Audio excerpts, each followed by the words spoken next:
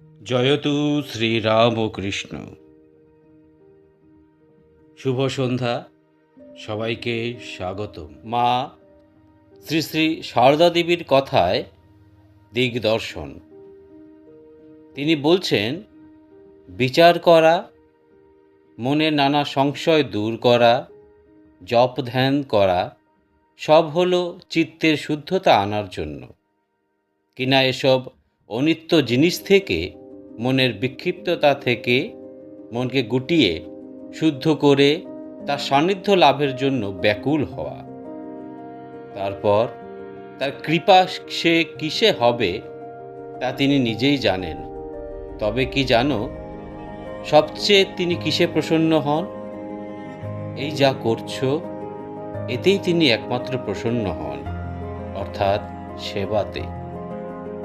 সেবায় বনের পশু পাখি থেকে স্বয়ং ভগবান পর্যন্ত বস।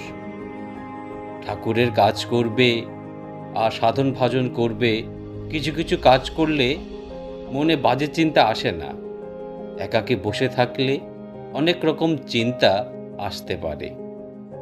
মানুষ স্বীয় কর্মের ফল ভোগ করে। এজন্য অপরকে দোষী না করে ভগবানের নিকট প্রার্থনা ও তার কৃপার উপর নির্ভর করে ধীরভাবে সকল অবস্থায় সহ্য করে যাওয়াই। উপস্থাপনাটি যদি আপনাদের ভালো লেগে থাকে তাহলে অবশ্যই কমেন্টের মাধ্যমে আপনাদের মূল্যবান মতামত জানাবেন। আর যারাই আমার চ্যানেলে প্রথমবার ভিজিট করছেন তারা লাইক এবং সাবস্ক্রাইব করে দেবেন এবং সাথে থাকা বেল আইকনে ক্লিক করে ALL অল সাইনটাকে সিলেক্ট করে দেবেন, যাতে ভবিষ্যতে আমার যে কোনো ভিডিও আপলোড হলে আপনারা সঙ্গে সঙ্গে সেটার নোটিফিকেশন পেয়ে যান। আজ এ পর্যন্তই, দেখা হবে অন্য একটি উপস্থাপনায়।